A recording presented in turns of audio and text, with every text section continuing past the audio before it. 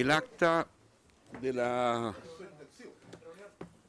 la sesión 173 ordinaria se da por aprobada por no haber sido objeto de observaciones, y el acta de la sesión 174A ordinaria queda a disposición de las señoras y señores diputados.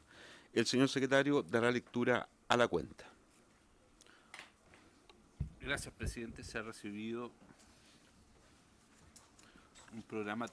el programa tentativo de la sesión especial que tiene previsto celebrar la comisión el día lunes 29 de enero, de 10 a 15 horas en la ciudad de Calame, para ver el tema del mantenimiento de hornos flash y potenciamiento de la segunda línea de fusión, además de la política de género, la división de Chuquicamata y analizar el tema de las relaciones laborales.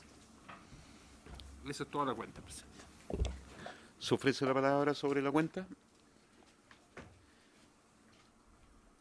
Diputada Paulina Núñez. Gracias, presidente. Presidente, bueno, confirmar la asistencia, pedirle después a la Secretaría que nos mande el programa, el correo al menos, o impreso, y no sé si en varios, no sé si alguien tomar al tiro un tema, estaba revisando recién en Twitter, presidente, porque dicen que hubo un accidente en la mina subterránea, en Tuqui. No sé si usted sabe algo, presidente, pero por las redes sociales informan incluso que habría un trabajador fallecido. Entonces, para corroborar eso, ya que estamos en la Comisión de Minería y están informando en este momento, obviamente oficial la información y vamos a estar allí el lunes. Entonces, si es que vamos a estar allí para que también sea uno de los temas a tratar en nuestra reunión. Gracias, presidente. Gracias a usted, diputada Núñez. Bueno, efectivamente, yo no tenía la información, pero uno de los temas que vamos a abordar en esa visita, que va a ser de carácter oficial y formal de la Comisión de Minería y Energía de la Cámara de Diputados, vamos a tener la oportunidad de requerir los detalles de dicho incidente. También el programa ya más completo y definido del lugar de encuentro lo vamos a tener disponible el día de hoy en la tarde o mañana en la mañana a más tardar. Bien. Esta sesión tiene por objeto tratar la siguiente tabla. Recibir al gerente general de ENAP, a quien le damos la más cordial bienvenida, el señor Marcelo Tocman Ramos, y ahí la directiva nacional de la FENATRAPECH, que son los trabajadores de ENAP, a objeto de conocer el estado actual de esta empresa, así como también respecto de la relación de esta y ejecutivos con las asociaciones gremiales, y además sobre la situación planteada respecto de las plantas de hidrógeno y sus eventuales enajenaciones. La semana pasada estuvieron acá los dirigentes o algunos de los dirigentes de los sindicatos que reúne FENATRAPECH e hicieron un conjunto de planteamientos que fueron recogidos por esta comisión, y de ahí tomamos la decisión de invitar al presidente ejecutivo y al directorio. Se encuentran presentes don Marcelo Tocman, que es el gerente general, don Marc Llambías, que es el gerente de refinación y comercialización, don Javier Fuenzalía, gerente de recursos humanos, don Gabriel Méndez, gerente de asuntos corporativos y sostenibilidad, don Ariel Azar Núñez, que es el gerente de administración y finanzas, don Nicolás García, gerente legal, y don Luis Manrique Balmaceda, gerente de optimización, gerente de refinación y comercialización. Él parece que no está. Está ahí. Perfecto. Le damos entonces la más cordial bienvenida y tiene usted la palabra, don Marcelo. Muchas gracias, señor presidente. Buenas tardes a la diputada y a los diputados presentes. Yo quiero primero que nada agradecer esta invitación que nos permitirá exponerles respecto a los diversos temas que fueron planteados por el señor Norberto Díaz hace 2 semanas en esta misma comisión. Como se verá más adelante y en los documentos que acompañan esta presentación, en aquella ocasión el señor Díaz hizo acusaciones temerarias, sin fundamentos ni documentación alguna, faltando involuntaria o voluntariamente a la verdad. Mentirle a esta honorable comisión nos parece grave e inaceptable. Por la restricción del tiempo nos concentraremos en poder informarle a los honorables diputados, aclarando y estableciendo en detalle la verdad respecto de las afirmaciones más graves, sin perjuicio de que en el documento que estamos dejando en poder del secretario de la Comisión se desvirtúan cada una de las acusaciones infundadas. Además, estamos dejando al señor secretario toda la documentación necesaria que sustenta nuestras afirmaciones. Hago entrega de inmediato.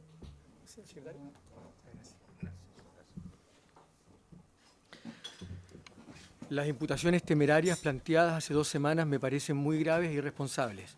No solo son falsas, sino que dañan la reputación de muchas personas, trabajadores en general y en particular los involucrados en los procesos que se han mencionado, la mayoría de ellos socios de los mismos sindicatos, ejecutivos y directores de NAP, a funcionarios de los distintos organismos públicos que han participado o supervisado y fiscalizado cada uno de los procesos cuestionados, y también a nuestros proveedores. Inclusive se hacen afirmaciones aun cuando en alguno de los casos mencionados todos los antecedentes se han revisado por fiscalizadores y organismos pertinentes sin encontrar irregularidades. Uno de los avances logrados en estos últimos años ha sido justamente la recuperación de la confianza en la empresa y la mejora reputacional, tanto de inversionistas, proveedores, reguladores y en general de toda la comunidad. Diversas encuestas, estudios y reconocimientos de entidades independientes dan prueba de ello. Los amplios consensos logrados en este Congreso para ampliar el giro y para modernizar el gobierno corporativo de la ANAP también son una muestra de ello, así como también la capitalización aprobada para ANAP en estas instancias. Lamentablemente, plantear acusaciones falsas de la empresa pueden echar por la borda todo lo que se ha avanzado. Y porque yo soy un convencido de que ANAP está haciendo bien las cosas, con el esfuerzo de trabajadores y ejecutivos, y porque sé que desprestigiar a la empresa solo fortalece aquellas posiciones que no creen que Chile necesita una empresa pública de energía, no puedo dejar pasar las falsas aseveraciones que aquí se plantearon.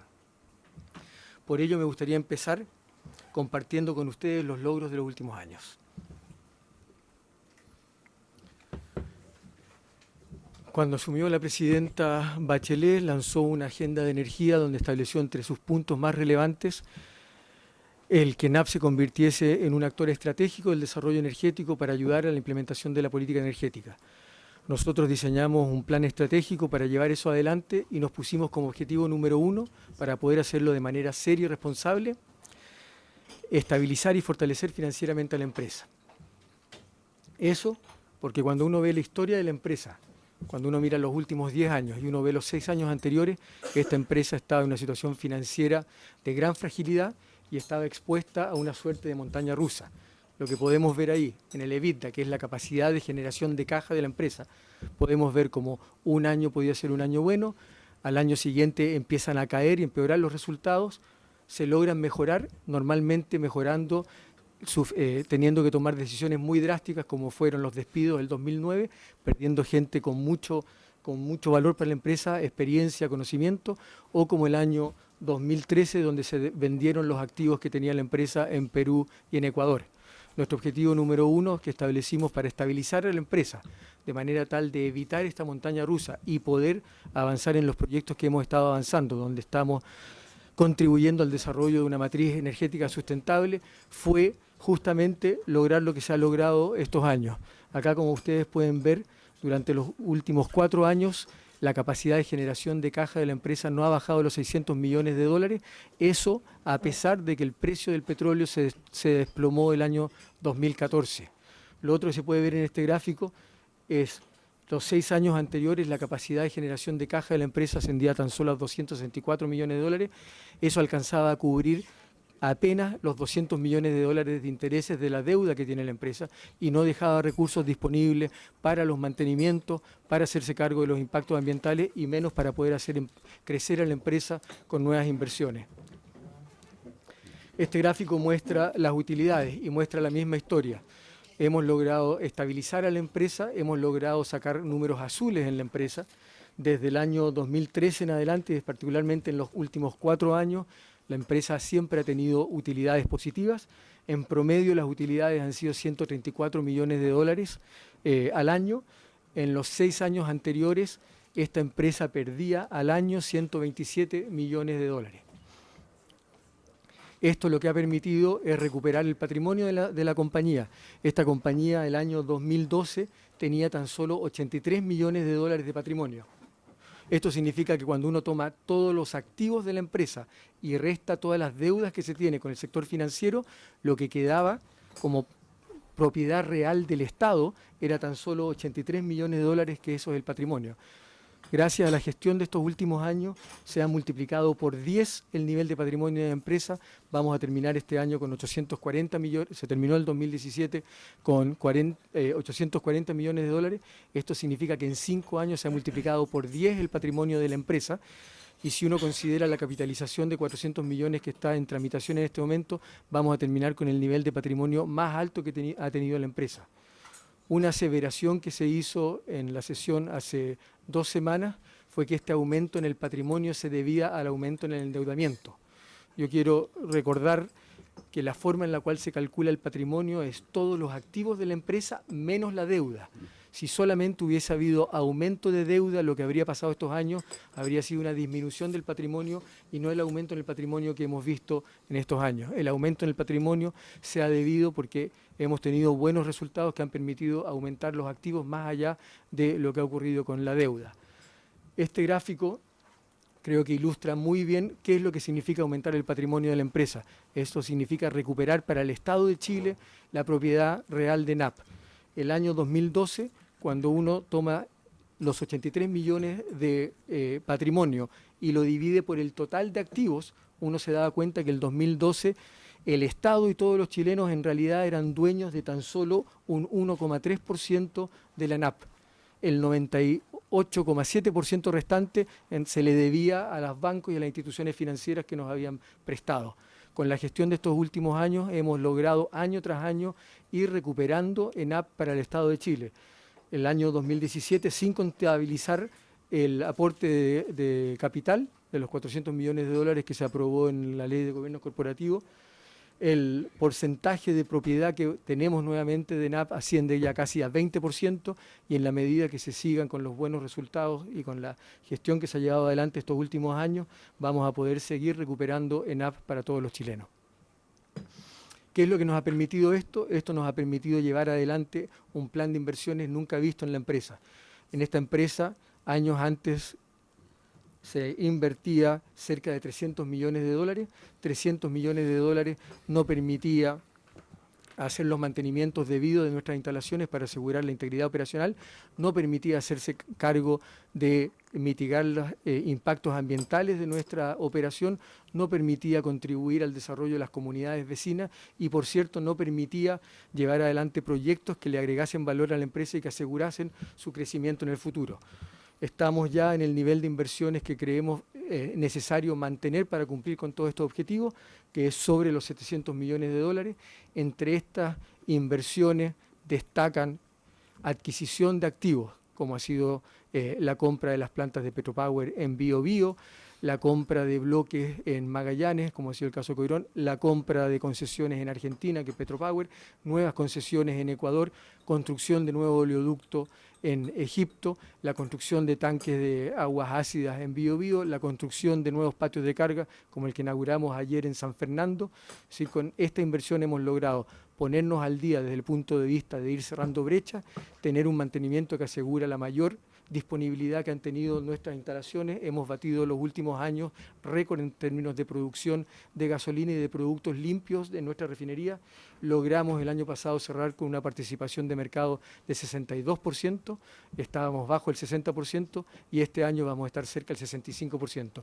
Todo eso ha sido gracias a que con el mejoramiento patrimonial y financiero de la empresa hemos sido capaces de llevar adelante este plan de inversiones que nunca antes ha tenido la empresa. Desde el punto de vista de la deuda, efectivamente lo que se ha visto el último año es un leve aumento de la deuda, y este aumento era parte de nuestro plan estratégico. La forma en la cual uno puede llevar este plan agresivo de inversiones era, primero, estabilizando financieramente a la empresa, ir generando más caja, y durante la transición, hasta que estos proyectos empiezan a rendir, teníamos contemplado aumentar la deuda, pero lo importante y lo que miran todos los actores y los bancos y las clasificadoras de riesgo es estos indicadores que muestran al final cuál es el estado de salud de las finanzas de la empresa. Y acá lo que podemos ver es que la relación deuda-patrimonio, es decir, nuestro nivel de deuda comparado con el nivel patrimonial de la empresa, ha venido cayendo. 2012 era de 48 veces. Es decir, el patrimonio de la empresa, la deuda era equivalente a 48 veces el nivel de patrimonio que tenía la empresa, lo que en cualquier caso habría significado, obviamente, la quiebra de una empresa si no hubiese sido una empresa pública. Después de eso, se ha ido logrando reducir año tras año. El septiembre del 2017 este indicador había bajado hasta 4,8 veces. Otro indicador relevante para ver si efectivamente qué ha estado ocurriendo con la deuda es comparar el EBITDA, la generación de caja, con las obligaciones de intereses de la deuda. Y ahí lo que podemos ver es que pasando de un nivel de 0,3, es decir, que todo el EBITDA, el EBITDA, toda la caja que generaba la empresa, solo permitía pagar 1/3 de los intereses, a una situación donde tenemos casi 4 veces más que las obligaciones de intereses que tiene la empresa. Esto en las emisiones de bonos, el mercado se ha dado cuenta de la administración efectiva de la empresa y nos ha ido premiando, cobrándonos cada vez tasas más bajas. De hecho, nos estamos acercando a la misma tasa que se le cobra al Estado de Chile. Pero la mejoría no ha sido exclusivamente financiera, no ha sido exclusivamente crecimiento a través de recuperación del patrimonio y mayores inversiones.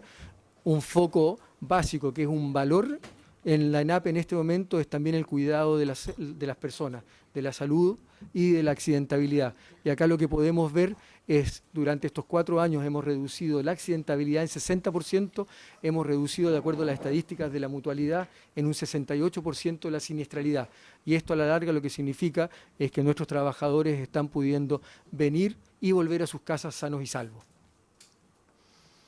Adicionalmente, y esto ha sido una preocupación desde el primer momento, la forma de construir la nueva ENAP es trabajando todos juntos, construyéndola con nuestros trabajadores. Y por eso hemos hecho un esfuerzo especial para ir mejorando toda nuestra relación con las distintas organizaciones sindicales. El marco sobre el cual hemos guiado todo nuestro diálogo social ha sido un convenio que tuvimos la suerte de firmar con la Presidenta de la República allá en Magallanes. Acá se estableció reuniones periódicas en cada una de las operaciones y además reuniones de la gente que está en esta mesa con los dirigentes de las federaciones, tanto de profesionales como de trabajadores.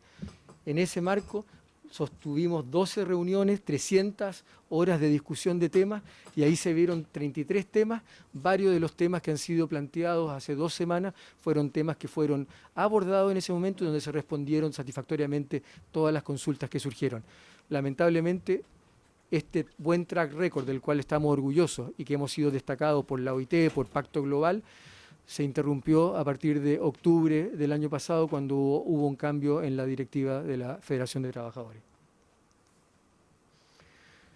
También uno se ha planteado algo que es falso, que el clima dentro de la empresa estaría afectado por este conflicto con el presidente de la Federación de Trabajadores. Nosotros estamos desde hace 3 años con la Universidad Católica y con otro consultora especializada en ver el tema de clima laboral, midiendo el clima laboral en cada una de nuestras operaciones. Este gráfico lo que muestra es el nivel de participación en la encuesta que ha venido aumentando año tras año. 87% de nuestros trabajadores respondieron esa encuesta este año, 2017, y año tras año el clima, de acuerdo a lo que plantean nuestros trabajadores, ha venido mejorando. De hecho, en este momento el 60% de las respuestas en la encuesta de clima señalan a los trabajadores que hay un clima favorable al interior de la empresa. Y eso ha significado, como dije antes, múltiples reconocimientos. Unos que queremos destacar, que es cuando se le pregunta a los técnicos y a los profesionales cuál es la empresa en el sector de energía donde les gustaría trabajar. Hemos sido reconocidos siempre con las primeras preferencias como la empresa preferida para trabajar en el ámbito energético. Ahora, un tema de gran gravedad fue afirmar que todos los resultados que hemos mostrado, que estos resultados financieros en realidad habría habido una suerte de manejo de los números y que no serían datos fidedignos. Yo lo que le he pedido, por su intermedio, señor presidente, le quiero pedir al gerente de finanzas que explique todos los procesos de validación que tienen los números financieros que hemos entregado. Gracias, señor Marcelo Tocman. Tiene usted la palabra, gerente de Administración y Finanzas. Gracias, señor Don presidente. Gabriel Méndez, ¿no? No, Ariel Azar. Ariel Azar. Ariel Azar, gerente de Administración y Finanzas. Perfecto. Gracias, presidente. Solamente antes de ir a cosas un poco más específicas, yo creo que es importante un tema de contexto. ENAP hoy día tiene un gobierno corporativo que significa que tiene una composición del directorio. Hasta el mes de octubre del año pasado el directorio de ENAP estaba constituido por 8 directores, siendo el presidente del directorio el ministro de Energía correspondiente y vicepresidente del directorio el presidente ejecutivo de Corfo. Es así como durante estos últimos 4 años, durante el transcurso del periodo, hemos tenido una constitución del directorio donde hemos tenido directores como, por ejemplo, el ministro Pacheco, hasta octubre el ministro Rebolledo, Eduardo Vitrán, vicepresidente de Corfo. Tenemos representantes, porque así lo establecía la normativa vigente en ese instante, representantes de la SONAMI, y como representante de la sociedad o del Colegio de Ingeniero de Mina hemos tenido a Fernando Ramírez, a Carlos Carmona, hemos tenido también representantes de la SONAMI. Como representante de la SONAMI hemos tenido durante este periodo a Ramón Jara, hoy día Alberto Sala. Hemos tenido también representantes de la SOFOFA, el señor Fernando Gasmuri, hoy día representante Polchot. Por lo tanto, es una composición del directorio bastante heterogénea. Y representante también de los trabajadores en el directorio. Durante todo este periodo había sido director, y es director hasta el día de hoy, Jorge Fierro, que en su momento era presidente de la FENATRAPECH hasta hace un tiempo atrás. ¿Cuál es la labor del gobierno corporativo de ENAP? Evidentemente, velar por la continuidad de la operación de la empresa, pero dentro de sus principales responsabilidades está la aprobación de una serie de situaciones, como por ejemplo aprobar las inversiones de ENAP, aprobar los endeudamientos, aprobar los estados financieros, aprobar las contrataciones, los procesos de contrataciones y compras. Algunas de ellas son obligatorias, vale decir, el directorio siempre, cada vez que ENAP se endeuda, el directorio tiene que aprobar un endeudamiento, así como lo tiene que aprobar el Ministerio de Hacienda, y lo mismo pasa con los estados financieros. Cada vez que ENAP emite estados financieros al mercado, ya sea por la regulación de la superintendencia, por la emisión de un bono, esos estados financieros tienen que ser analizados por el Comité de Auditoría y sancionados y aprobados por el directorio de la compañía. Ese es el contexto general. ENAP, al ser una empresa de emisor de deuda pública, ENAP, sin ser una sociedad anónima, ENAP sí se rige por la ley 18046, que es la ley que rige a todas las sociedades anónimas que emiten valores en Chile. ¿Qué significa eso? En la práctica, eso significa que estamos regulados por la SBS, tenemos la obligación del adecuado funcionamiento de los negocios. El directorio tiene la obligación de la declaración de responsabilidad de cada una de las acciones y decisiones que toma. Estamos obligados a emitir estados financieros auditados. ¿Qué significa eso? Que nosotros todos los años, en los meses de junio de cada año y en los meses de diciembre, auditores independientes tienen que revisar los estados financieros y tienen que emitir una opinión acerca de la razonabilidad de la cifra de los estados financieros. Y es así como la política de ENAP, la política establecida por el directorio de ENAP, establece que los auditores de ENAP puede ser alguna de las 4 compañías grandes a nivel mundial de los auditores: Pricewaterhouse, Deloitte, KPMG o Ernst & Young. Hoy día los auditores de ENAP es Deloitte, el periodo anterior fue Pricewaterhouse. ¿Y qué hace Price o qué hace el auditor independiente? El auditor independiente lo que hace es analizar las cifras y dar el visto bueno y emitir una opinión si los estados financieros están razonablemente y presentan de manera fidedigna la situación financiera de la empresa.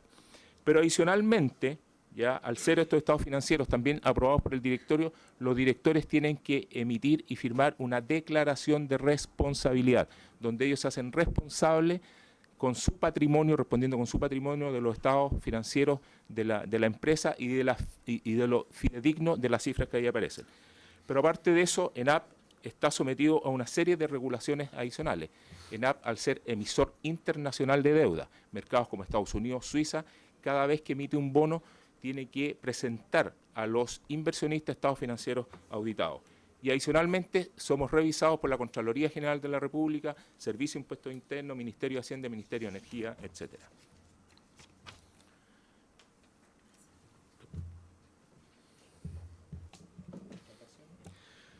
Es decir, para hacernos cargo de dos afirmaciones que se habían hecho. La primera era poner en duda la buena gestión, el cuidado del patrimonio de la empresa. Lo que ha ocurrido estos años es una recuperación del patrimonio de la empresa y hemos llevado adelante una consolidación y fortalecimiento financiero.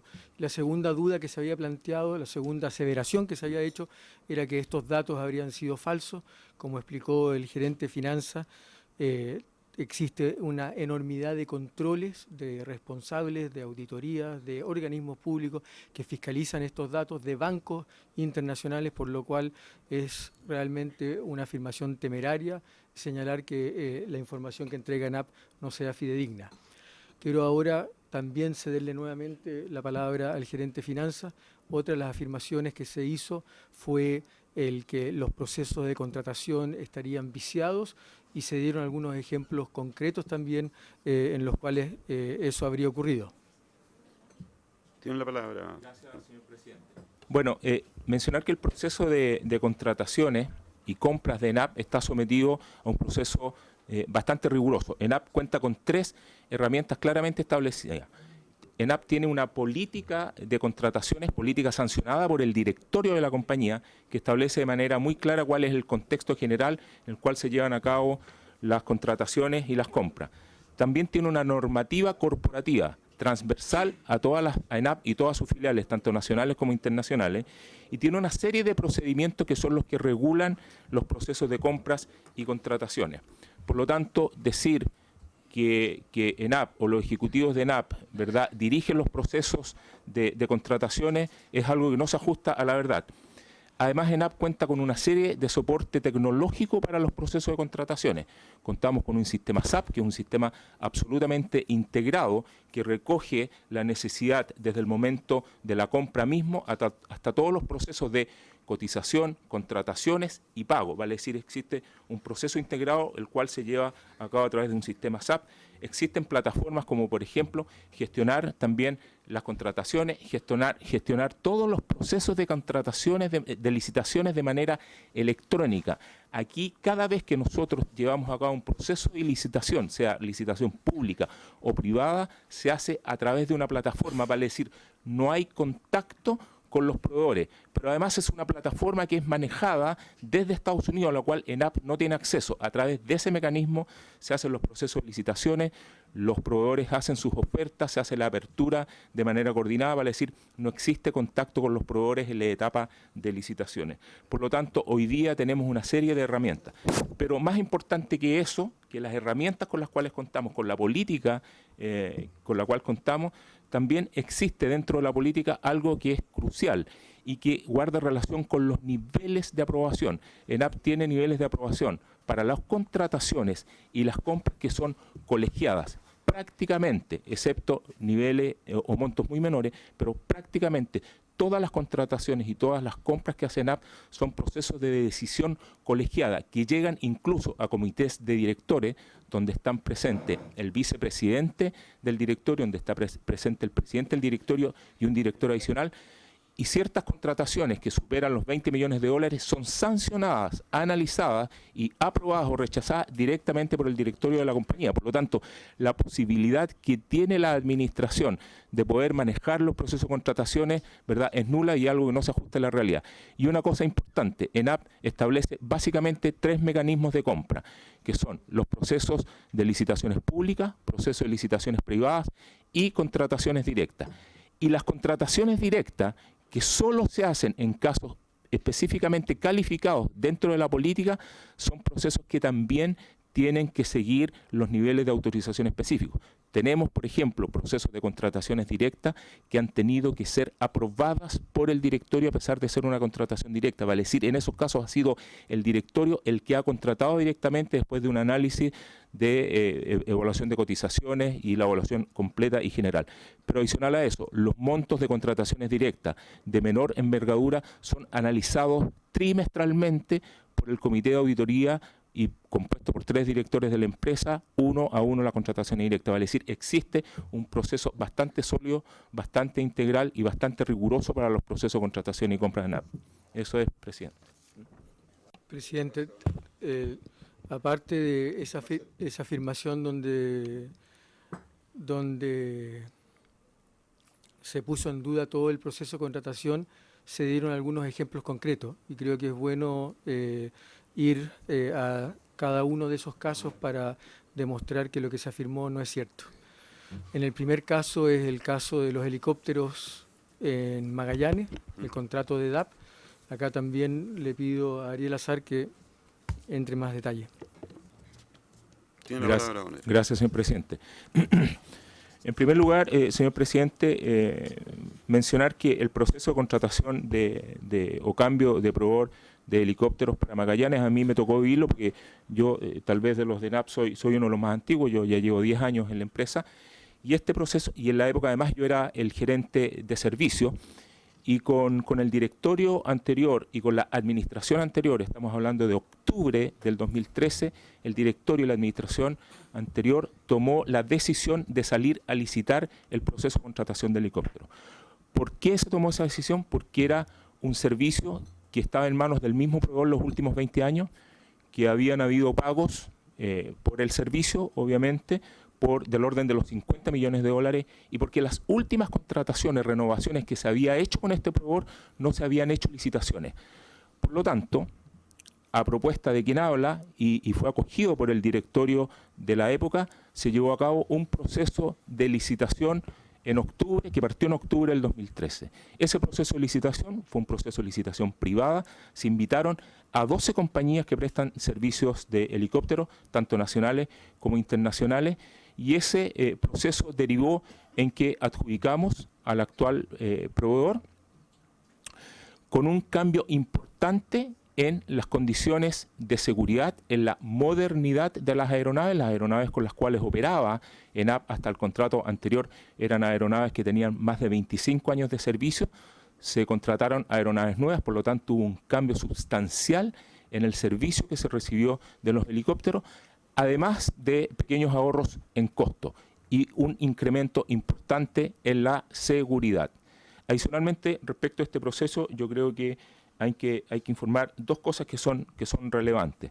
Una, que tiene que ver con que había un nivel de dudas importante respecto de la capacidad del actual operador para enfrentar el servicio. Yo debo decir que llevamos poco más de 3 años con el nuevo servicio, no hemos tenido ningún incidente, alta satisfacción por parte de los usuarios del servicio de helicópteros, y lo adicional es que también licitamos el servicio de helicópteros en Argentina, donde también estaba presente el antiguo proveedor de NAP, había estado presente también por más de 15 años, y en ese proceso participó también, de licitación participó el proveedor actual de Chile, no se llevó a cabo, no se adjudicó, el proceso se le adjudicó a un proveedor argentino, y yo diría que lo más importante, se confirmaron las sospechas que teníamos, donde había una apropiación indebida del antiguo proveedor de helicópteros de NAP, de valores de NAP con cobros indebidos, lo que derivó en la presentación de una querella en Argentina por esta situación. Eso es, presidente. Yo agregaría 2 puntos más, que es lo que considero muy preocupante de las afirmaciones realizadas hace 2 semanas, es que en este tema, como en otros temas, son temas que se han planteado anteriormente en todas las instancias y han sido investigados y no se ha encontrado ningún tipo de irregularidad.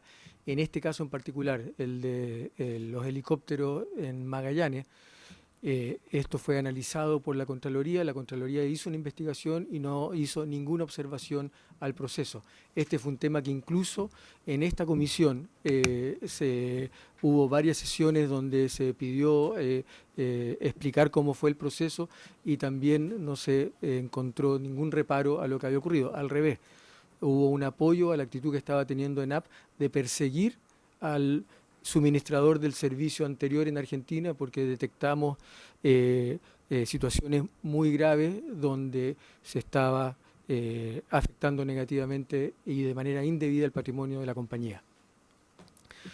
Un segundo ejemplo que fue dado en esa sesión fue la situación con el contrato del INDE y la planta de hidrógeno en Biobío. Ahora le quiero pedir a Marc Llambias, gerente de refinación y comercialización, que por favor entre en detalle en esta operación.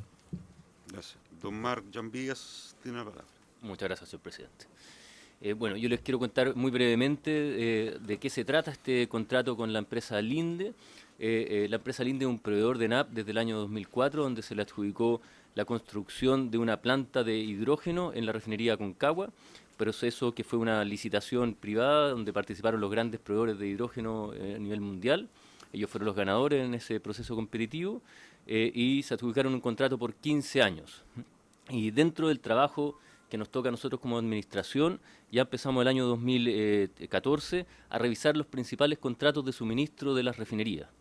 Y en ese andar se hicieron varias revisiones de los principales contratos y aparecieron muchas mejoras que se hicieron en distintos rubros, y en particular en el caso del hidrógeno encontramos una diferencia comercial en términos de cómo se había medido el hidrógeno y el gas natural que se producía y que se consumía en esa planta, y derivó en una reclamación que presentamos frente a la Cámara, frente a la CAM. Ese proceso empezó a fines del 2014, un proceso que ha tomado, digamos, bastante tiempo. Logramos demostrar y hacer nuestros puntos, y en esa instancia también se abrió un proceso de una posibilidad de conciliación con la empresa Linde para llegar a un acuerdo comercial respecto a esa diferencia comercial que se había presentado.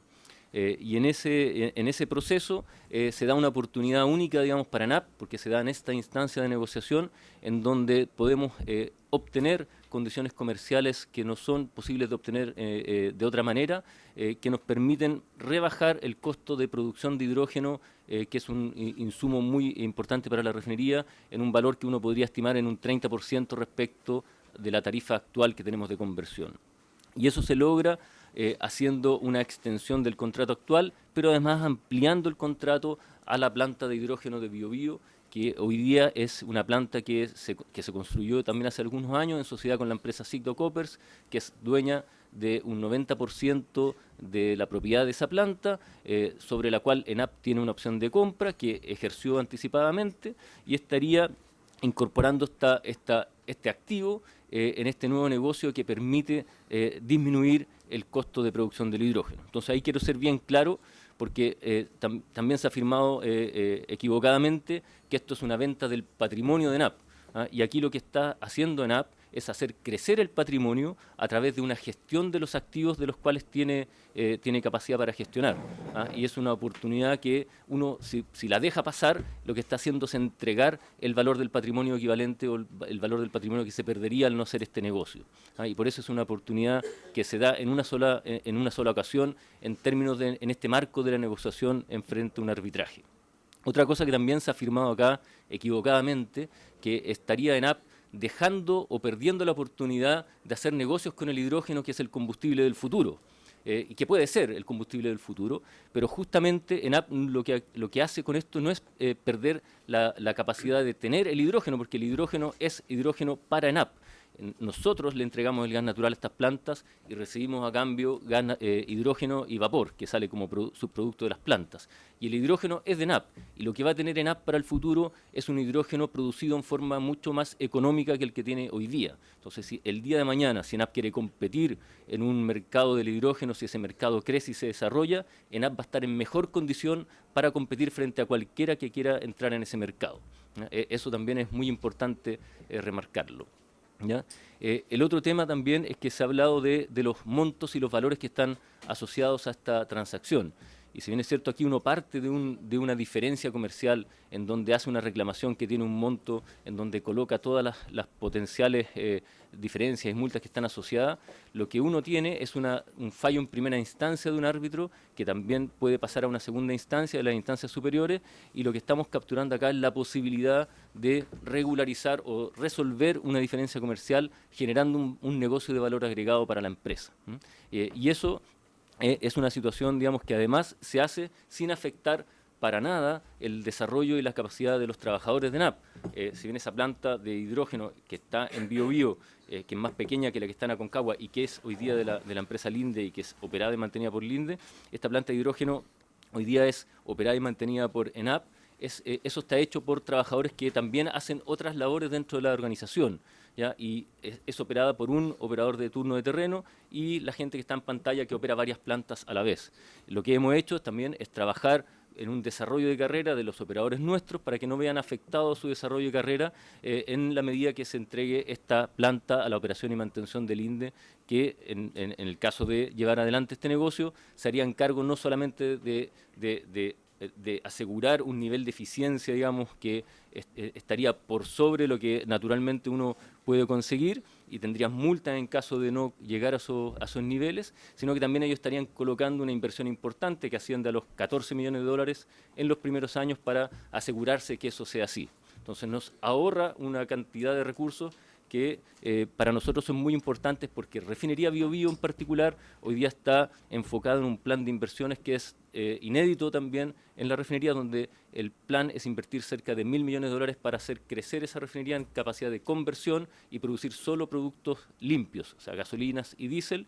Y esta planta en particular es una planta que hoy día tiene un valor libro de $10 millones de dólares, del cual nosotros tenemos un 10%, o sea, nosotros tenemos un millón de dólares y estamos vendiendo eso y permitiendo generar valor para poder desarrollar el resto del proyecto de inversión. Entonces se ha dicho que esto es un plan de privatización encubierto, digamos, que es parte de un plan mayor. Y si fuera así, sería un plan muy lento porque nos demoraríamos 1000 años a este ritmo, digamos, para poder privatizar solo los proyectos que tenemos para adelante. Y este es, digamos, es parte de un plan de optimización de los lo que llamamos utilities en refinería, que son los suministros principales para el negocio de refinación, que es convertir crudo en combustibles. La producción de hidrógeno, el hidrógeno es importante para los procesos de la refinería, pero no es el corazón del negocio. El corazón del negocio es la refinación y esto es una planta que le entrega un suministro que es importante y a nivel mundial la mayoría de las refinerías han entrado en este modelo donde tienen plantas de hidrógeno que son de terceros o hay grandes plantas de hidrógeno fuera de las refinerías y les prestan servicio a la refinería ya sea por ductos o por otro tipo de suministro. Así que eso es lo que quería aclarar dentro de este contrato del INDE que se hizo mención. Muchas gracias. Don Marcelo Tocman. Sí, yo quería complementar nomás o resumir. Primero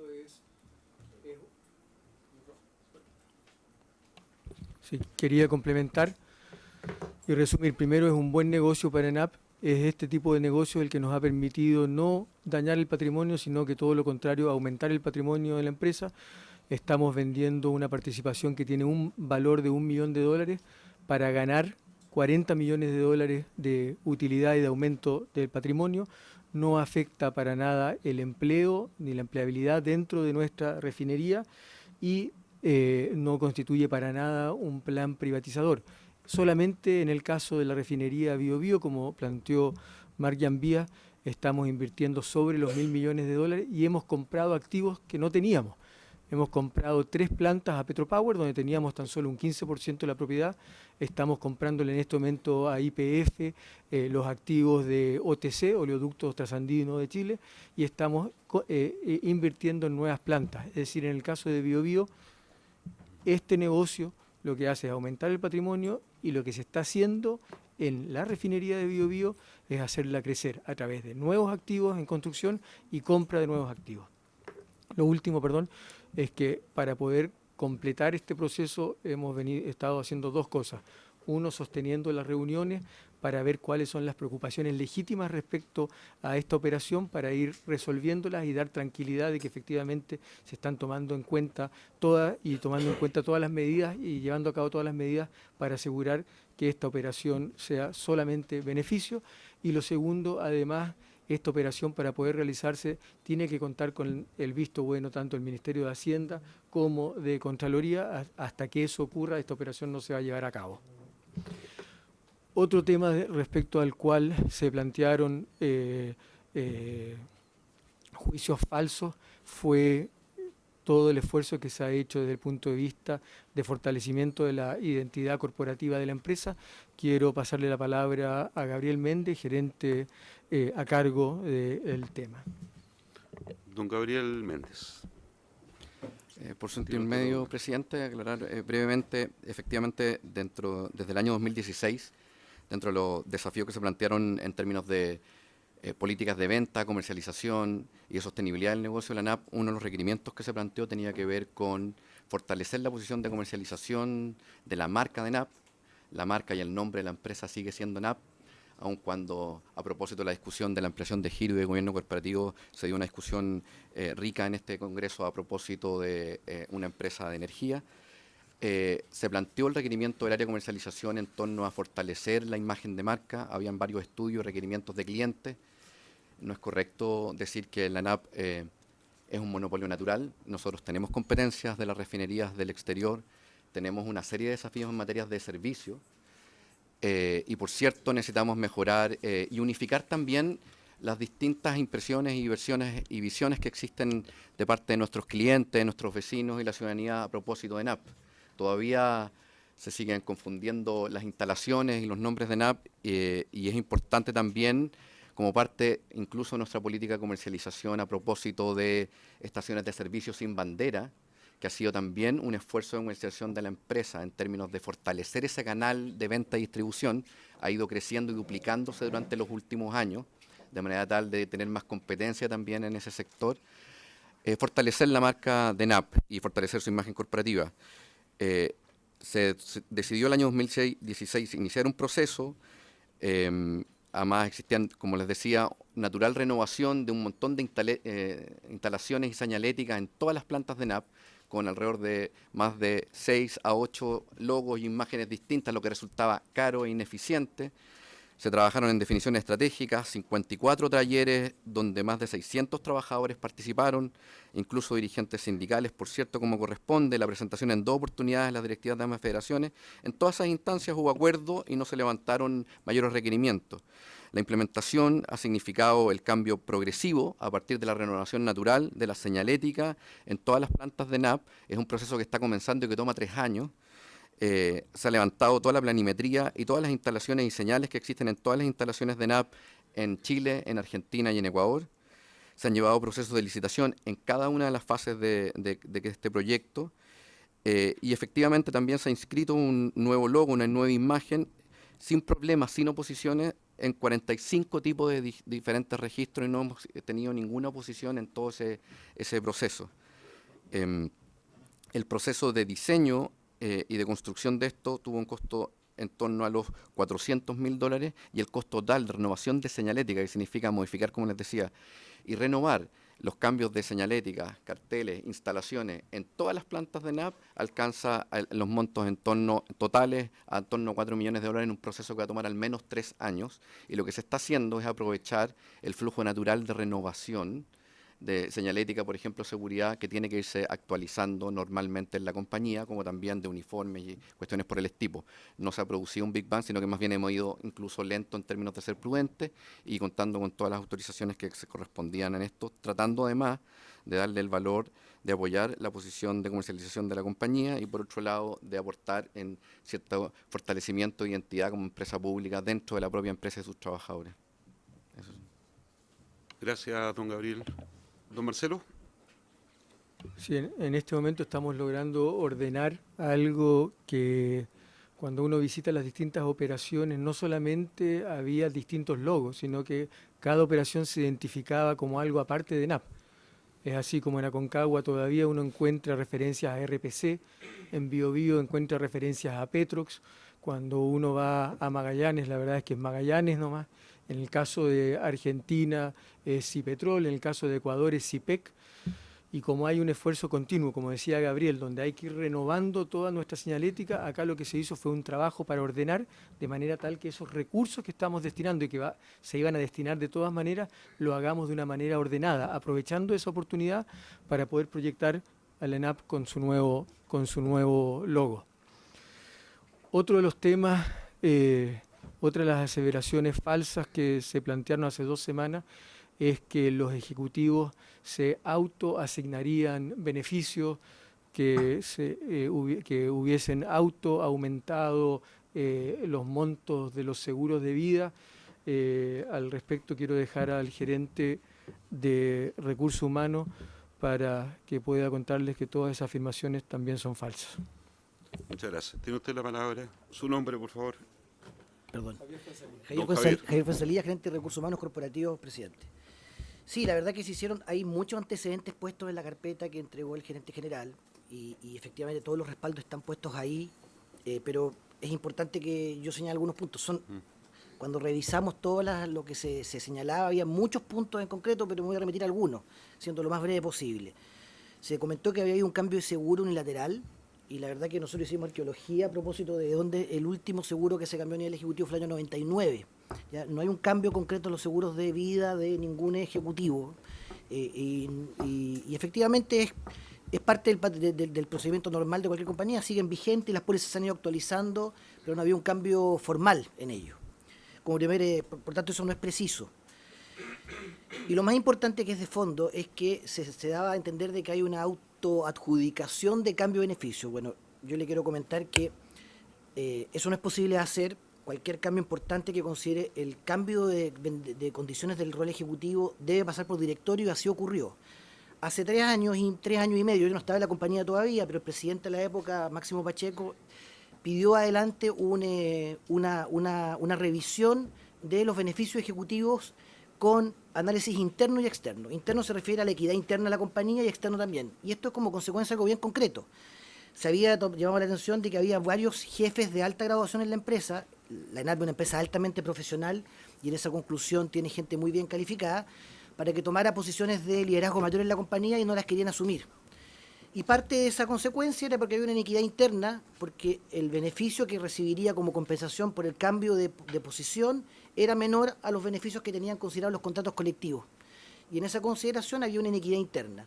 Lo que se hizo hace 3 años atrás fue que como consecuencia de eso se equipararon los beneficios del rol ejecutivo con los del mundo, con el rol trabajador, el rol general de la compañía. La ENAP tiene alrededor de 200 ejecutivos. Nosotros tenemos un modelo, la ENAP tiene una relación bien distintiva, que es fruto de las acciones colectivas y los beneficios colectivos de 40 años acumulados, y que tienen como consecuencia directa es que se devuelve o se paga, se llama beca escolaridad, un porcentaje que va entre 80% con tope hasta 100% con tope, o algunos, depende de cada convenio colectivo, otros hay de 80% sin tope también, de lo que se gasta en escolaridad por carga familiar. Y los ejecutivos tenían 50%. Entonces la diferencia que generaba ese 30% hacía que muchos no quisieran asumir posiciones de mayor liderazgo. Y en esa consecuencia el directorio, después de este análisis, tomó la decisión de proponerle al directorio en su conjunto que esto se explicara bien y se homologaran esos beneficios. Y en la actualidad está homologado. ¿Eso cuánto fue, perdón? Hace 3 años atrás. Hace 3 años atrás. Se hizo evidentemente con toda transparencia, y efectivamente todo el mundo lo sabe, porque como consecuencia de eso, de alguna forma se generó también, no sé si la palabra correcta, pero el llamado tiraje a la chimenea, ¿no? Y que mucha gente tomara posiciones más importantes y expectantes dentro de la compañía. También se precisó, se comentó que el gerente general, bueno, quiero partir diciendo que todos los sueldos del equipo ejecutivo, los que estamos acá, son públicos. Nuestra remuneración es pública y sale publicada todos los años en la página web, sale la remuneración completa y está permanentemente actualizada. Como antecedente, ningún ejecutivo de la compañía... Actualizar la página. Actualizar la página, sí. Ningún ejecutivo puede, y eso es un antecedente, puede ganar más que el presidente del Banco Central. Ese es el tope máximo, ¿bien? Sigo, ¿no? Y en ese considerando se hizo una aseveración que se decía... Sí. Disculpe, presidente, mencionaste Marcelo, que en el diagnóstico se había identificado una situación de inequidad interna Y externa. y externa también. Sí, es que el directorio en esa condición, viendo que había inequidades internas y externas, tomó primero las internas. Eso fue hace 3 años atrás, y quedó en el concurso, presidente, otras condiciones que siguió estudiando, ¿ya? Y que más avanzado durante el transcurso de la gestión fue tomando en cuenta. Pero le quería comentar a propósito de otras consideraciones que se hicieron. Se comentó que el gerente general en particular tenía un pago adicional y que colocaba en su fondo de pensiones. Lo que hizo es algo bien sencillo, algo que yo hago mes a mes a lo menos, es que durante 2 meses, y exclusivamente durante dos meses, él bajó su sueldo líquido y lo colocó en depósito convenido, que es el total máximo que se hace, que es una condición que además se permite hacer y que hay una intención para ello. Uno lo puede hacer en APB, ustedes sabrán, y eso uno lo puede retirar en el caso de que quiera, y en depósito convenido, el depósito convenido solamente se puede retirar al momento de jubilarse o pensionarse, y nuestro gerente general durante 2 meses ha hecho que ha bajado su renta líquida y parte de esa renta ha ido a depósito convenido. Pero no es que se pague sobre su sueldo para colocar ahí, sino que es parte de la misma remuneración. Y es por eso que nos pareció, creo que hay una confusión ahí que es importante, súper importante aclarar. Ahora bien, yo le insisto, todos estos beneficios fueron discutidos por el directorio y efectivamente arrojó que había una inequidad interna primero que se resolvió, pero también una externa. Cuando digo una externa es consecuencia de que revisó que el rol ejecutivo era poco competitivo frente a otras empresas, incluso otras empresas públicas que se consideraban en el total comparativo. Ese estudio nosotros lo llevamos adelante con importantes compañías como Tower Watson, con Ferry, que son empresas que se dedican a hacer análisis salariales. Y bueno, y la consecuencia es que parte importante de los ejecutivos en los últimos 2 años de la primera línea se han ido de la compañía. Se señaló que habían arrancado la empresa. La verdad que lo que ha ocurrido es que el buen efecto, en mi impresión, de los resultados que ha tenido la empresa en el último tiempo, ha puesto en foco también a la NAP y en esa consecuencia, lo voy a decir, 5 ejecutivos de los 12 que reportan al gerente general han ido a otras posiciones en otras compañías. Como consecuencia de eso, ese mismo Comité de Recursos Humanos le pidió a la Gerencia de Recursos Humanos que actualizara ese estudio y viera condicionantes que podían permitirle mejorar las condiciones del rol ejecutivo para retener a aquellos ejecutivos y que no se fueran a otras compañías. ¿Bien? Y analizó varias condicionantes, muchas de ellas, ¿no? Finalmente optó por una, y que lo quiero señalar porque también se señaló, un bono de retención. Es decir, aquellos ejecutivos que son parte de la compañía y que son estratégicos para la empresa, que no son solamente los reportes del gerente general, sino que son alrededor de 50, 60 personas, un número vivo, ¿no? Tiene que ver con condiciones bien particulares. En la medida que se mantengan en la empresa y no se vayan a otras posiciones, se les paga un bono de retención que considere una renta anual pagada en 3 años más, una renta por año. Pero eso se va a hacer efectivo el año 2020, en el caso de que el gerente general mantenga a las personas, lo considera importante mantener, pero además el ejecutivo no se vaya a otra condición. En eso considera el bono de retención, no es que sea un pago a hoy o una indemnización adelantada, sino que se hará en la medida que ese ejecutivo se mantenga en la empresa en la posición estratégica que determinamos importante. Y todo esto también iba de la mano un poco de que toda la contratación en ENAP ha sido, o podría ser arbitraria, ¿no? o definida, la verdad que no es solo de ahora, pero principalmente del último tiempo, se ha puesto una serie de políticas para aplicar medidas de contratación en la ANAP que consideren tanto el rol general como el rol ejecutivo. Y con esto termino, señor presidente. El grueso del rol ejecutivo, por no decir el 100%, porque quizás hay alguna excepción, se ha hecho vía concurso interno y externo. ¿Ya? El micrófono, por favor. Se ha hecho vía interno y externo. Espérate un poquito que termine la... Y esa contratación se ha hecho vía hunting y importante empresa, y en el rol general además se ha hecho vía concurso interno con un polinomio bien estricto a propósito de cómo deben ocuparse las posiciones. ¿Ya? Eso es lo que quería señalar, presidente. Bueno, vamos a tener que suspender por algunos minutos, están llamando a votar en la sala y es un proyecto de ley muy importante. Suspendemos por 10 minutos después de la votación, volvemos.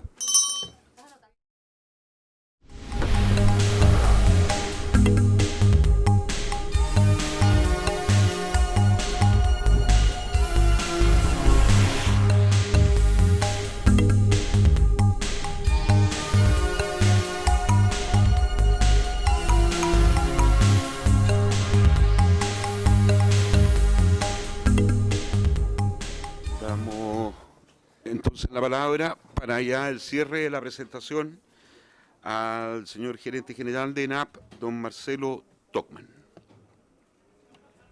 Sí, como le señalé antes, en el documento que entregué está una revisión de cada una de las afirmaciones falsas que se hicieron, se aclaran y además se dejan los documentos de sustento. Estamos disponibles para responder cualquier consulta, obviamente. Quisimos detenernos en los que nos parecían de mayor gravedad. Tal vez solo un punto más que me parece muy importante, dado que fue un proyecto de ley discutido y aprobado por esta Cámara que tiene que ver con la capitalización. se afirmó que la capitalización sería utilizada para transferir recursos a Mitsui, situación que no es verdad. La utilización de la capitalización va a ser para reducir deuda y financiar nuevos proyectos. En el caso de Mitsui, a lo que se hizo referencia es a un negocio sobre el cual ya no existe acuerdo porque ha bajado la urgencia del país de contar con plantas de ciclo combinado. Ese era un acuerdo, en todo caso, muy favorable para la empresa si se llevaba a cabo. Había un aporte de casi la mayoría de la inversión iba a ser colocada por Mitsui. Iba a haber un financiamiento a tasas que serían incapaces de conseguir ENAP por sí sola. Y también Mitsui colocaba el gas necesario para esa operación a un precio que tampoco está disponible para nosotros. Entonces, primero que nada, aclarar que el negocio Mitsui, si se hubiese realizado, habría sido un negocio sumamente conveniente para ENAP. No se está realizando y de hecho hemos modificado el convenio para ver otras posibilidades de asociación. No se está realizando porque la realidad del mercado energético ha cambiado y ya no es urgente como antes contar con una planta de ciclo combinado y darles garantías de que los recursos de capitalización, una vez que ingresen a la empresa, no serán transferidos a ninguna empresa privada, sino que serán utilizados para reducir nuestra deuda o para financiar nuestro agresivo plan de inversiones. Agradecemos entonces la presentación hecha por el gerente general de ENAP, don Marcelo Tocman, y los directivos que lo acompañan. Me han solicitado hacer uso de la palabra, en primer lugar, la diputada Clemira Pacheco. Gracias, presidente. Yo no soy miembro permanente de esta comisión. Bienvenida de todas maneras. Muchas gracias, pero aquí se ha estado conversando y he tenido reuniones con los dirigentes de BioBio. Además he tenido una reunión con la empresa ENAP que me atendió el señor Marc Llambias y no me acuerdo cuánto. Pero mire, yo en realidad he mandado un oficio hace tiempo atrás. Ese oficio, las respuestas no fueron lo suficientemente aclaratorias. He vuelto a mandar otro oficio con una serie de consultas que en realidad a mí me preocupan. Primero, y me gustaría tener la respuesta por escrito. Por esa razón quiero también preguntarlo acá, ahora que está el señor Tocman. Primero, ¿qué pasa con la empresa Linde? Que tienen ustedes allí un problema que además hicieron ustedes hicieron una demanda, hubo ahí un problema que tuvieron con ENAP y la empresa, y hay una demanda por 70 millones de dólares y en realidad no tengo claro cuál fue el delito que se cometió de parte del INDE para que la propia empresa ENAP lo haya hecho esta demanda. Primera cosa. Segundo, ¿qué pasa con... algo pasó porque se hace esa demanda, además está la posibilidad de que la propia ENAP compre el INDE en 2 años más aproximadamente y de repente se aparece de que la empresa ENAP hace negocio con ellos, lo que usted estaba explicando delante, señor Tocman, y que tienen la posibilidad de comprarla después de ENAP en 18 años más. Entonces, a mí no me cuadra algo. Ahí hay algo que no me quedó claro ni con su explicación, ni tampoco me lo han dado por escrito. Eso es una de las cosas que me gustaría que lo pudiera dar y que lo pueda precisar y que me pueda por lo menos clarificar. Yo sé que el directorio tiene que haber recibido toda la información, me imagino yo, para tomar una decisión como la que se hizo en septiembre, porque aquí yo creo que cuando hay una falta de comunicación y cuando hay una falta de información es que se producen estas suspicacias. Entonces, yo creo que es bueno de repente transparentar las cosas, sobre todo con los trabajadores y sobre todo también en el tema de la calificación y competencia que tienen estos operadores y mantenedores de la refinería. Yo creo que también eso, no sé cómo está y de qué manera ustedes lo han visto, lo han podido revisar. Lo otro también, cuando esto hay un deterioro, esta suspicacia de los gastos, de todo el tema del logo y un montón de otras cosas más que también hay como bastante aprensiones de parte de ellos, A mí me gustaría que usted me pudiera clarificar cómo calificaría usted ahora la relación que tiene con ENAP, con los trabajadores, ENAP y trabajadores. ¿Cuál es, qué es lo que está pasando allí y cómo lo calificaría? Yo sé que hay un juicio además que tienen ustedes con algunos dirigentes. No sé cómo va eso, no sé si eso también se discutió acá en la comisión y qué es lo que va a pasar en ese sentido. Además hay 300 familias que son de Hualpén, que son aledañas a la refinería de Bío Bío, y que en realidad hubo allí que se llama el Triángulo o Nuevo Triángulo en la comuna de Hualpén, y que en realidad hubo un acuerdo que ustedes hicieron con ellos y que se iban a relocalizar. Esto fue firmado el año 2015. En realidad no ha estado claro qué pasa allí, porque eso se ha demorado y en el tiempo que estamos algo pasó allí, algo hay, porque todavía no hay una solución. Sé que hay una parte, una cantidad de familias, pero que no está a la totalidad. Entonces hay también otro grupo de familias que no tiene solucionado su problema. Y eso fue por problemas medioambientales que se decidió y la propia empresa trabajó para poder relocalizarlas y sacarlas del lugar donde están. Y lo otro, bueno, vuelvo a repetir un poco la pregunta, la consulta en cuanto a esto de entregarle en estos 18, o sea, a esta misma empresa Linde, además que está la empresa de hidrógeno dentro de la misma empresa que funciona Bío Bío, no está en la misma situación que otras que tienen a nivel del país, que está fuera de esta de hidrógeno, y por lo tanto, ¿por qué se le decide entregársela a un privado en el fondo cuando está esa otra posibilidad, más encima con un juicio, con una demanda que tenían en 2 años, tenerla como propiedad de NAP? Ahí hay algo que no me cuadra y no me parece claro tampoco la respuesta que ustedes me han entregado por escrito. Gracias. Gracias, diputada Clemira Pacheco. Diputada Paulina Núñez. Te juro. Gracias, presidente. Presidente, primero por su intermedio, saludar al gerente general de NAP, a los ejecutivos que hoy nos acompañan.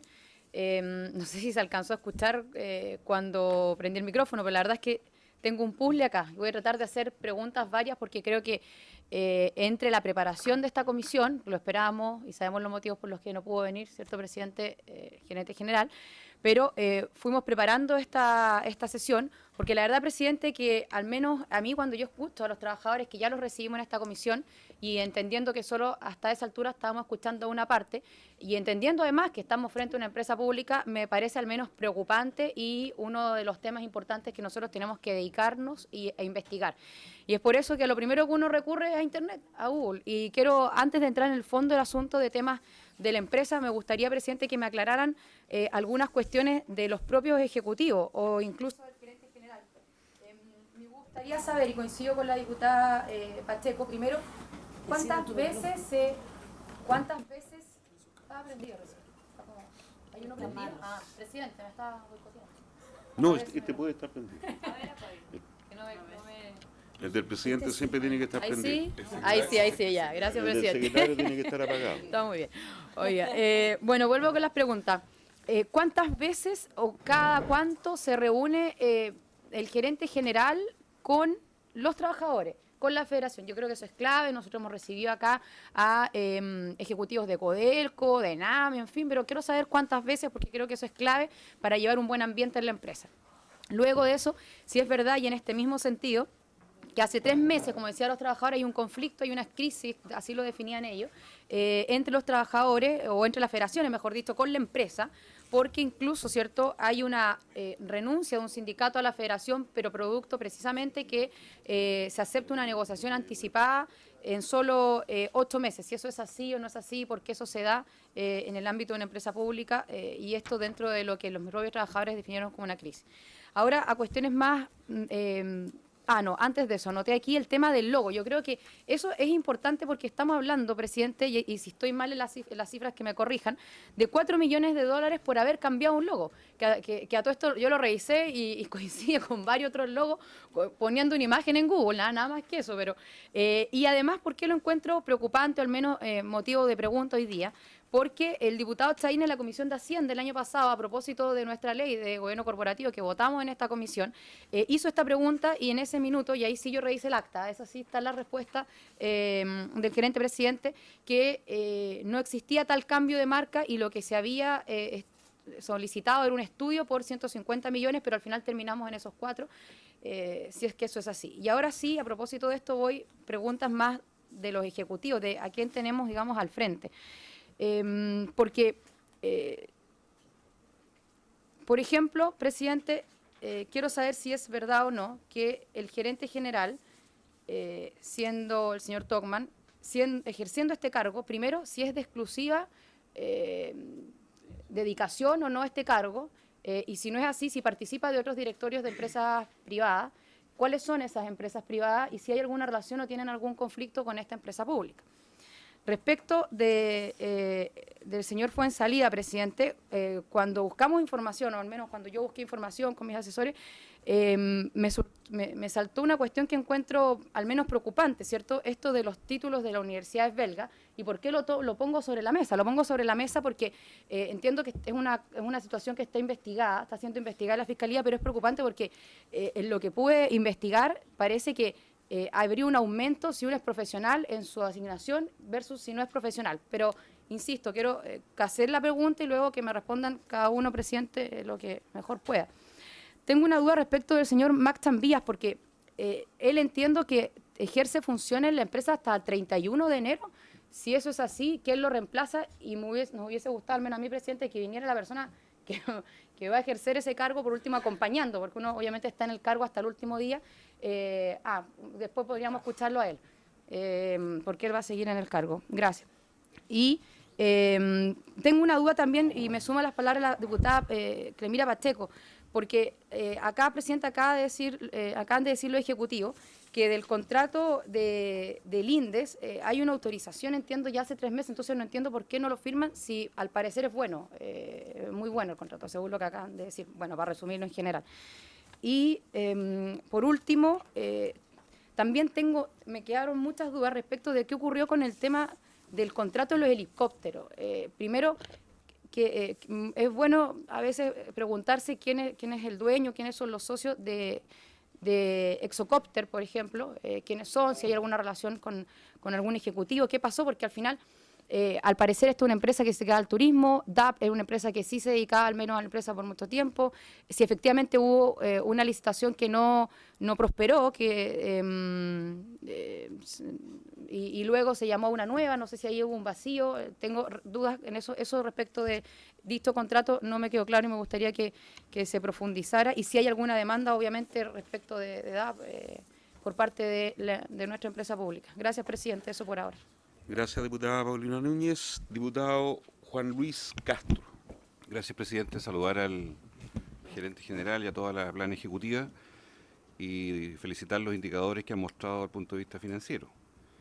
Yo tengo una duda, presidente, que tiene que ver con el relato de la historia de lo que ha sucedido en la desaveniencia entre los sindicatos y la empresa, porque me da la impresión de que con tarde de octubre se produce un quiebre, pero también se produjo alrededor de esa época un cambio de directivas sindicales, me parece, no estoy seguro.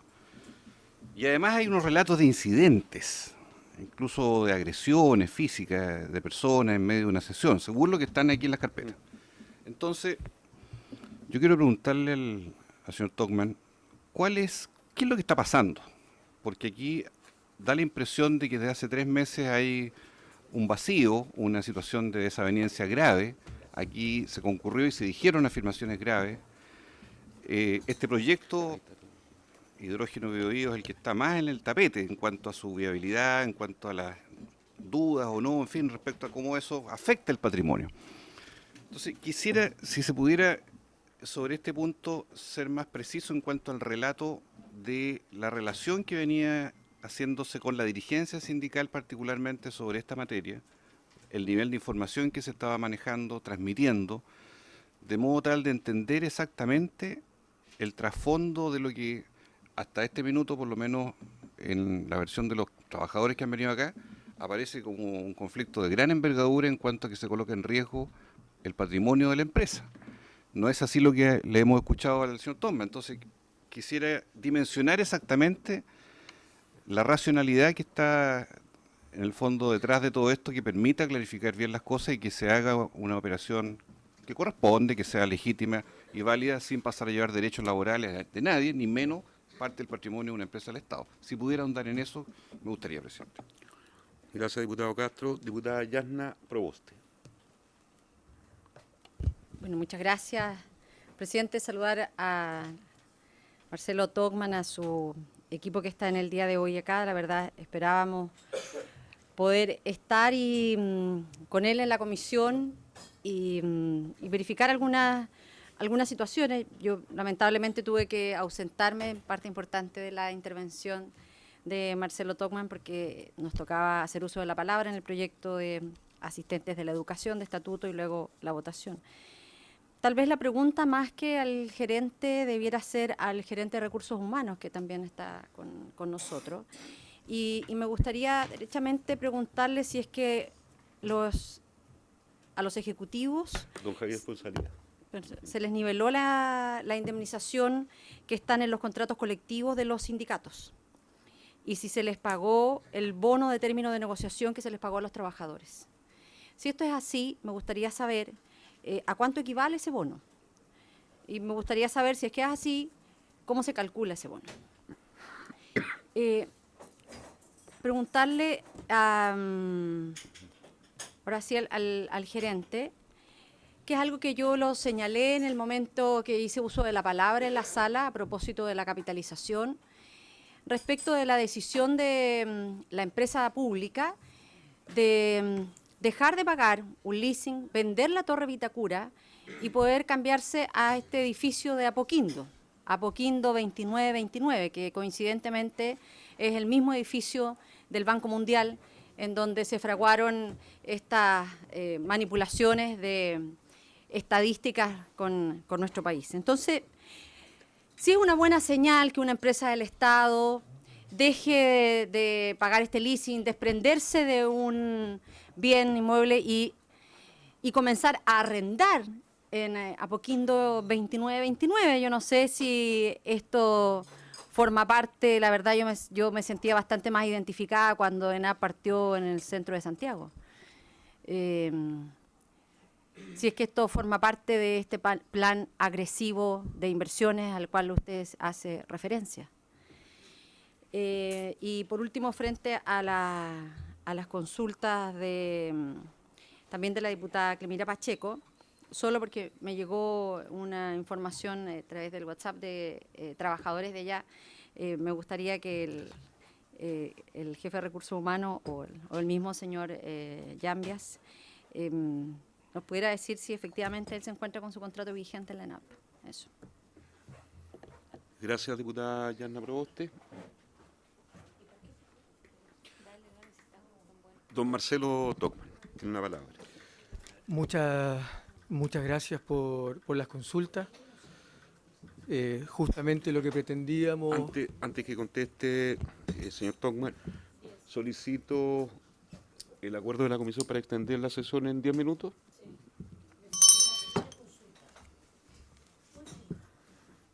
Solo preguntar al señor Yambía cuál fue la razón de su retirada de la empresa ahora el 31, nada más. Señor Togman. Quiero primero que nada agradecer las consultas. Justamente la razón por la que valoramos mucho la invitación a venir era poder aclarar todas las dudas y me parece que desafortunadamente ha habido mucha desinformación y espero poder aclarar todas las dudas. Una parte importante de ellas están en los documentos que dejamos y, por cierto, si después de los 10 minutos hay algo que no quede claro, mandaremos todos los documentos para despejar todas las dudas. Ahora, La diputada Pacheco plantea varios temas. Voy a ir distribuyendo la palabra, pero voy a hacer el tema del INDE, Marc, para pedir profundizar un poco en la explicación, sin perjuicio de que dentro de los documentos que se han dejado aparece una explicación respecto a la conveniencia de llevar adelante este negocio para ENAP. Está el tema de las familias de Hualpén. Nosotros, efectivamente, uno de los compromisos que abordamos y que hemos cumplido al pie de la letra es colaborar con el gobierno regional, con el Ministerio de Vivienda, para encontrar una solución definitiva a nuestros vecinos en la comuna de Hualpén, en Villa El Triángulo y Villanueva El Triángulo. Hemos hecho todos los compromisos que habíamos adquirido desde el punto de vista de trabajar con ellos, hacer un catastro, levantamiento, ir a buscar terrenos para adquirir. Lamentablemente, y ahí se puede entrar en detalle en otro momento, desde el punto de vista de los terrenos disponibles, el Ministerio de Vivienda señaló que no eran aptos para la construcción. Nuestra idea era nosotros comprar y juntar el terreno que nosotros comprábamos con los subsidios del Ministerio de Vivienda, con aportes del gobierno regional, para poder construir nuevas viviendas para nuestros vecinos. Nosotros hicimos la búsqueda de terreno, no encontramos terrenos aptos, entonces lo que hicimos en el intertanto fue buscar otra solución, y por eso es lo que usted plantea, que hay 137 de las casi 400 familias, de las 290 familias que hemos podido entregarles una solución que están acogiendo, que es no esperar hasta que se pueda comprar un terreno, sino que ir a comprar o proyectos que se están desarrollando o viviendas usadas. Nuestra intención habría sido sin duda encontrar la solución definitiva, y lo que hemos hablado con las dirigentes, de hecho la semana pasada sostuvimos una reunión en Santiago con la presidenta de la Junta de Vecinos del Triángulo, y lo que hemos planteado ahí es: nosotros no vamos a dejar de trabajar por la solución de encontrar un terreno que sea apto, ojalá dentro de la comuna de Hualpén, para ir por la solución inicial. Pero lamentablemente no ha sido posible, como digo, porque los terrenos que han estado disponibles no cuentan con la calificación de aptos por parte del Ministerio de Vivienda.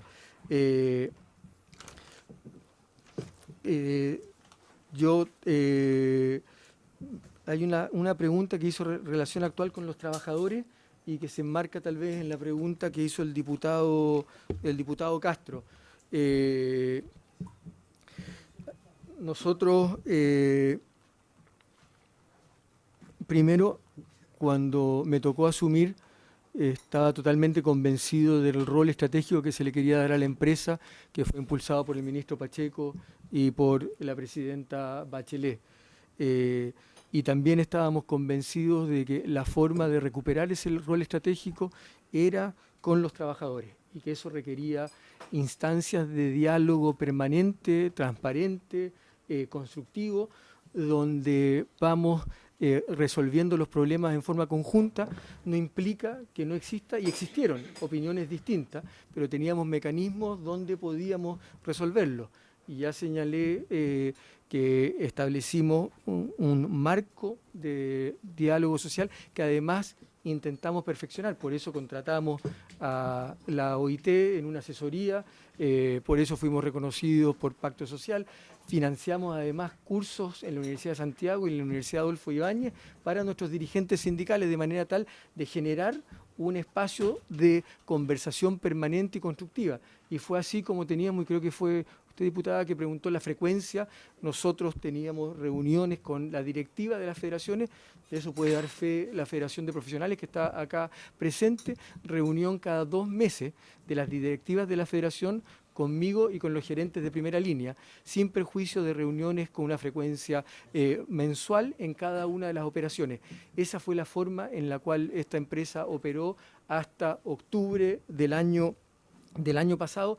Esa es la forma que queremos poder seguir operando. Nosotros creemos que hay un aporte gigantesco al futuro y al presente de la empresa en términos de poder aprovechar una comunicación fluida, aprovechar toda la experiencia, todo el conocimiento que tienen nuestros trabajadores representados por sus dirigentes sindicales y nosotros queremos retomarlo porque lo valoramos profundamente. Ahora, a partir del mes de octubre, como dice el diputado Castro, algo cambia y el cambio que nosotros vimos, el cambio evidente, es que hubo un cambio en la dirección de la Federación de Trabajadores, donde asumió un nuevo presidente, el señor Norberto Díaz. Ahí el estilo que ha caracterizado al señor Norberto Díaz es un estilo distinto del que tenían otros dirigentes, donde efectivamente había una forma de trabajar buscando continuamente el diálogo. Acá ha habido una búsqueda del conflicto. La razón, la verdad es que no la entiendo.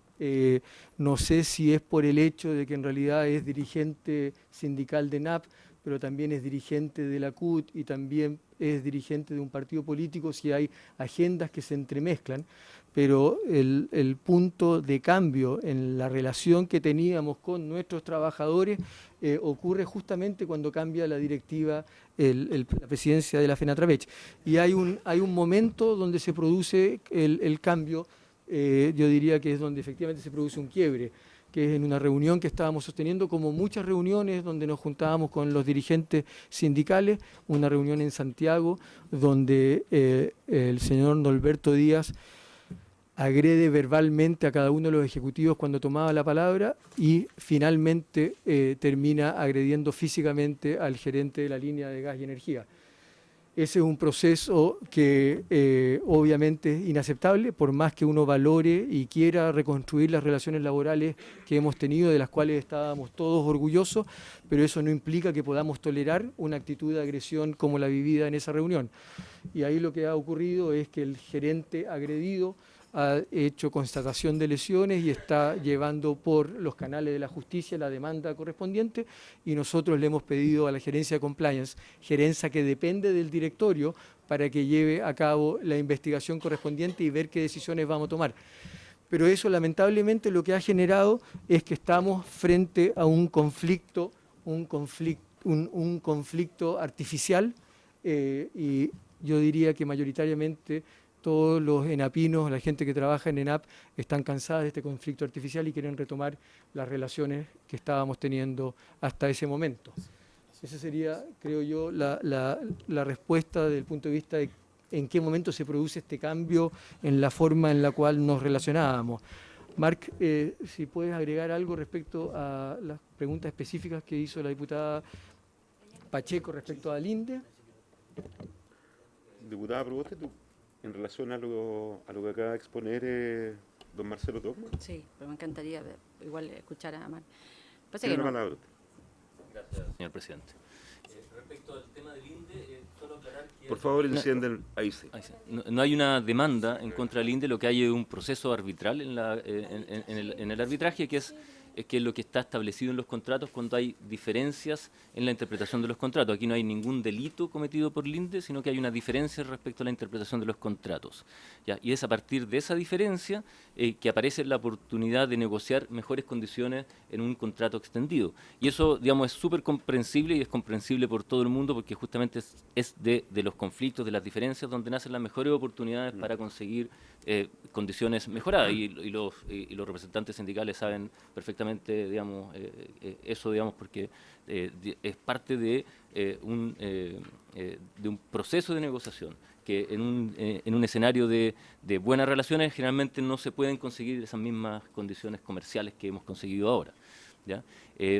Efectivamente uno podría ser dueño de esas plantas, podría ser, podría elegir distintos modelos de propiedad, pero las refinerías en particular están hoy día en un plan estratégico de invertir más o cerca de 1.500 millones de dólares si tomamos toda la refinería y los sistemas logísticos intermedios, y generar esos recursos es muy difícil.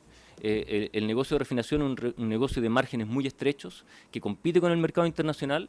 En Chile llega producto importado a precio de paridad de importación, importado por los grandes distribuidores mayoristas en Chile, de grandes productores a nivel internacional, y ENAP tiene que competir en ese mercado abierto de la forma mejor posible.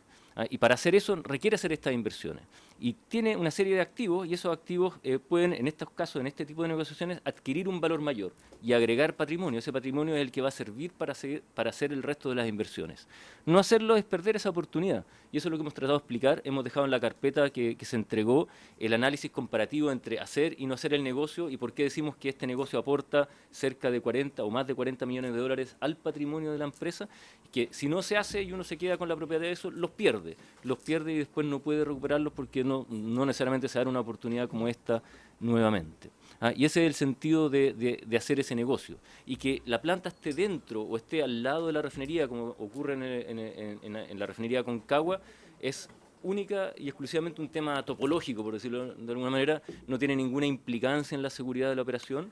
Linde ha demostrado ser un operador de excelencia en la refinería Concagua, con más de un 99% de disponibilidad, que no son capacitados, los trabajadores no son capacitados por la gente de Concepción. Linde aporta trabajadores expertos en el tema. Ellos atienden muchas refinerías en América, Europa, Asia, con plantas similares. Obviamente hay que hacer un proceso de transición. Aquí no es como entregar las llaves de un auto a otro para que lo maneje. Hay que hacer una coordinación para evitar que se produzcan descoordinaciones, y eso es un trabajo conjunto. No es que la gente venga a aprender a cómo manejar una planta de hidrógeno. Eso ya lo saben hacer. Lo que tienen que hacer es interactuar con la refinería en forma correcta, y eso no tiene que ver que la refinería esté o que la planta esté dentro o al lado de la refinería, como ocurre en refinería Concagua. Ese es el foco del negocio, y por eso hemos seguido adelante. Ahora, este negocio se aprobó en el directorio de ENAP en septiembre del 2017, pero eso no quiere decir que el negocio esté cerrado. Uno lleva al directorio en un proceso así la idea de este negocio para conseguir la aprobación y poder cerrar dentro del marco que aprueba el directorio el contrato final. Las negociaciones han seguido avanzando, y fue en ese proceso que también se les comunicó a los trabajadores en octubre, previo a la reunión que comentaba Marcelo Tocman. Se les comunicó a ellos el desarrollo de este negocio que venía para adelante, negocio que sigue su curso, en términos del avance de las negociaciones. Muchas gracias, don Marcelo. Han quedado un momentito. Han quedado un conjunto de consultas sin responder. Tenemos muy poco tiempo. Entonces yo les pediría que las respuestas fueran más específicas. Y lo segundo que yo quiero dejar constancia en esta comisión, que nosotros enviamos una invitación a los dirigentes de FENATRAPECH y a su presidente, señor Norberto Díaz, para que ellos también fueran parte de este debate. Entiendo que la Secretaría envió, cursó las invitaciones correspondientes, para que quede, en conocimiento de todos los parlamentarios y parlamentarias. Señor Tocman.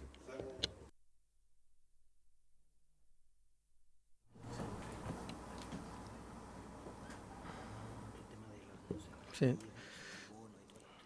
A ver, una súper específica y espero súper rápido. En esa sesión en la Comisión de Hacienda, cuando el diputado Chaín, que espero que se recupere prontamente del accidente que acaba de sufrir, preguntó si es que había ocurrido, si es que estaba en los planes cambiar la marca. Y así como señalamos, parte de la discusión que hubo en el proyecto de gobierno corporativo de ENAP, que era cambiar la marca, y parte de una discusión que tuvimos con todos nuestros trabajadores, se decidió que la marca no se cambiaba. Lo que se hizo fue tener una identidad corporativa única, manteniendo, porque estamos realmente orgullosos de la historia de ENAP, nuestro nombre ENAP. Lo que se trató de hacer fue evitar lo que ocurre actualmente, que en cada una de las operaciones uno encuentra distintos logos, distintas denominaciones incluso. Respecto a cuánto se destinó para eso, como lo planteó Gabriel Méndez, en este trabajo que implicó visitar todas nuestras operaciones, hacer un levantamiento de todo el tipo de señalética que teníamos, reuniones con más de 600 trabajadores para poder generar un proceso que fuese efectivamente participativo, se destinaron $400.000 o algo por el estilo.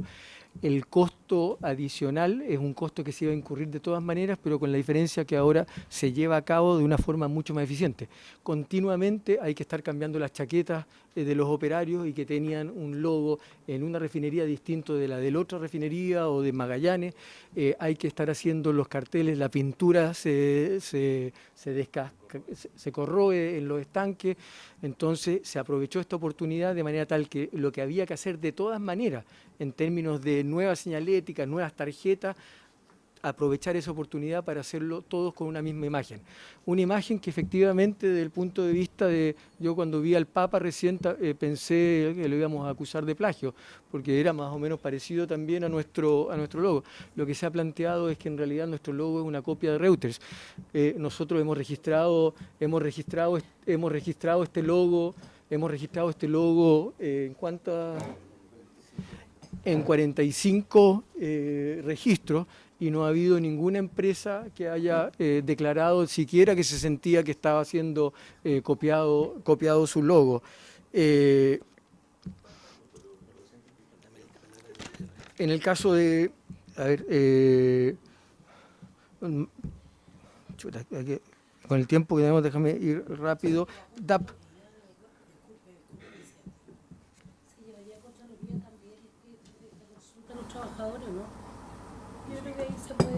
O sea, ojalá, la verdad es que cada vez que se ha planteado alguna cosa en Contraloría no se han encontrado observación, y creo que es el espacio que corresponde y es el espacio que invitamos siempre cuando hay alguna duda respecto a la probidad, respecto a la forma en la que se han hecho las cosas. Hay instancias que operan y que tenemos la tranquilidad de que nos darán la razón como nos la han dado en el último tiempo. En el caso de DAP, lo único que quiero plantear que es repetir un poco lo que ya planteó el gerente de finanzas. Esta fue una decisión que se tomó antes de mi llegada a la empresa, el directorio anterior, más de 20 años donde se le asignaba continuamente al mismo operador sin que haya habido proceso competitivo, donde había equipos que estaban ya casi obsoletos desde el punto de vista de no incorporar las medidas de seguridad básicas y donde estaban haciendo alzas de precio unilateral. En el medio de ese proceso descubrimos por una auditoría en Argentina que esta empresa lo que tenía, y acá hubo una comisión y se entregaron todos los documentos incluso en la Cámara, pero también lo investigó la Contraloría. Lo que descubrimos era que la persona que estaba a cargo en Argentina de controlar y de determinar cuánto es lo que se le paga a ese proveedor, a esa empresa proveedora del servicio anterior, ese trabajador tenía una sociedad con los dueños de la empresa proveedora de helicópteros. Y esa es la razón por la cual nosotros hemos cursado una demanda y estamos, Nicolás, para no equivocarme en los términos, está siendo vista por los tribunales en Argentina una demanda penal que hemos hecho. Esa fue la razón que nos llevó a determinar que con esa empresa no seguíamos operando.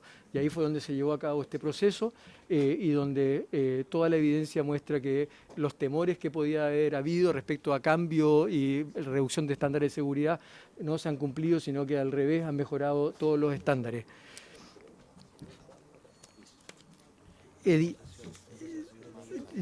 Un tema adicional, diputado, respecto al cambio en relación. Presidente, una última cosa y déjame hacerla súper rápido para terminar la respuesta al diputado. Respecto, una de las afirmaciones que se hizo es que el sindicato de Magallanes se habría salido de la Federación de Trabajadores por una práctica que hubiésemos estado realizando desde la administración de ir a negociar con ellos anticipadamente.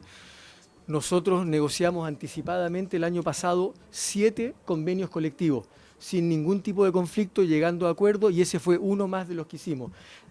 El hecho de que el sindicato de Magallanes, el sindicato más numeroso, haya decidido abandonar la federación, obedece a razones y desavenencias al interior de la federación, pero no tiene absolutamente nada que ver con nuestra negociación anticipada con Magallanes.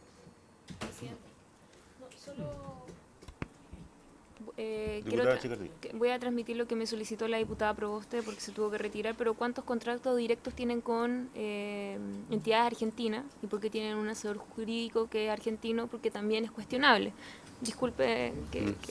Sí, porque... Perfecto, sí. Lo puede generar... Quiero que no se malinterprete, pero que está mal. Perdón, pero sí, a lo mejor se malinterpretó, pero también se genera suspicacia. Sí, no, perfecto. Solo quería... Sí, fue lo que me comentaron. sí, respondo de Tiene que prender el micrófono, señor Tocman. Nosotros, dentro de las políticas de las cuales estamos orgullosos y hemos sido reconocidos también, está nuestra política de diversidad e inclusión, donde buscamos efectivamente el aporte de distintas nacionalidades, distintas religiones, distintas etnias, distintas culturas. Eso es un valor donde estamos buscando porque creemos que se enriquece el trabajo de la empresa. Esta empresa, además, no nos olvidemos, una empresa internacional. Tiene actividad en Chile, tiene actividad en Argentina, tiene actividad en Ecuador, tiene actividad en Egipto. La mirada de el señor del Carril se beneficia efectivamente de haber estado trabajando en una empresa internacional que tenía operaciones en múltiples países. ¿Cuántos contratos directos tienen con Argentina? ¿A qué se refiere con contratos directos? Sí. Presidente, por su intermedio, Dígame, yo quiero diputado. reparar el tono de la pregunta. No me parece que se haga la sola mención de la nacionalidad de una persona para cuestionar efectivamente la pertinencia de su contrato o relación contractual con la compañía, y a lo menos como diputado no puedo pasar eso por alto, para que quede expresamente en acta. Perfecto. Hemos excedido el espacio que habíamos destinado. No sé, hay varias preguntas que están sin contestar. Pero, tranquilidad. Si podemos quedarnos aquí hasta que estén respondidas todas las consultas, pero yo no quiero más consultas, porque si no, no vamos a terminar nunca. Así que yo le voy a pedir al señor Tocman que responda a las consultas que se le han hecho. Sí, perfecto. Sí, sí. Voy distribuyendo la palabra. La mejor respuesta la pueden dar algunos de los otros gerentes. Se planteó el desorden que tengo acá. Perdón, sí, se planteó también la diputada Proboste una consulta respecto a el nivel de los bonos que recibirían los ejecutivos por términos de conflicto. Yo creo que esta es una nueva y clara muestra respecto al nivel de desinformación que lamentablemente se les está entregando a los diputados. No existe ningún tipo de bono de término de conflicto en los contratos de los ejecutivos. A lo mejor a lo que está haciendo referencia la diputada es algo que ha planteado Norberto Díaz, que hacía referencia a estos bonos de retención. Fue algo que ya fue explicado por el gerente de recursos humanos. El directorio, frente al riesgo que estamos viviendo cada día, que es que vienen otras empresas a levantarnos a los ejecutivos porque además pueden ofrecer condiciones económicas más altas que las que nosotros tenemos, establecieron un bono que si es que de ahora en adelante los ejecutivos acá presentes y 46 ejecutivos más que son críticos para la empresa, deciden mantenerse en la empresa por los próximos 3 años, cuando cumplan 3 años van a recibir un bono de retención.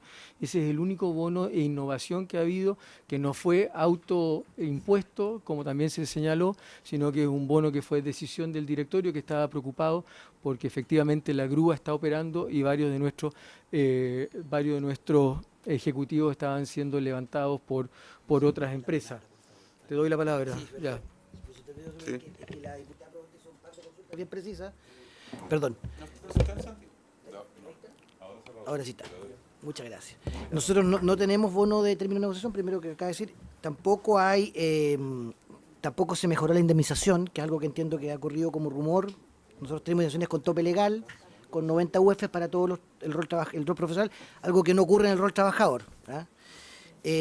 Las negociaciones colectivas se hicieron 7 el año pasado adelantadas, de la misma forma que la de Magallanes, no hay ninguna diferencia, algo que hemos optado como de forma porque ha ayudado a la descompresión del proceso.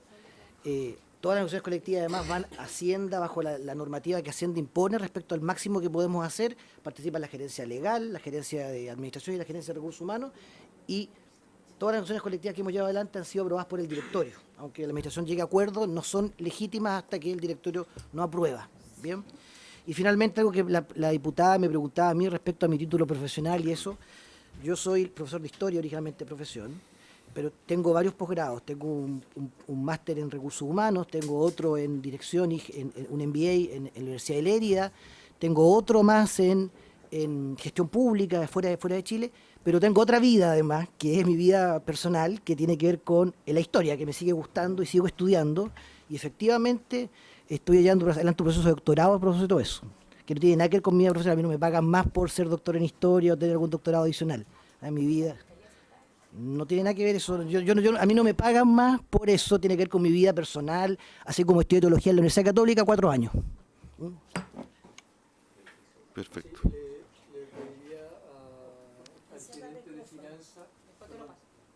Le pediría al gerente de finanzas que por favor conteste la pregunta respecto al cambio de edificio.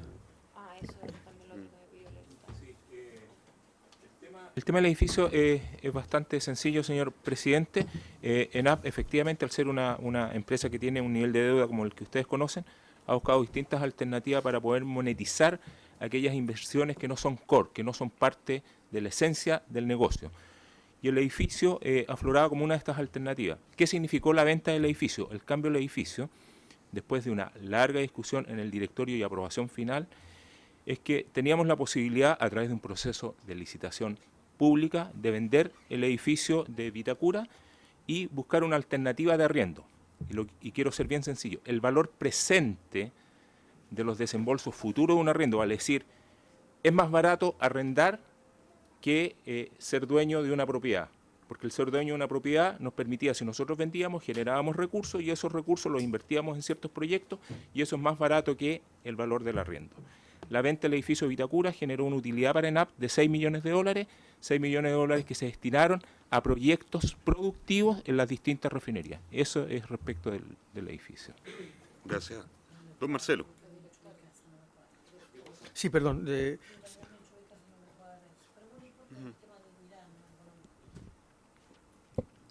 Sí, hay otras condicionantes que no son solamente económicas respecto al cambio de edificio.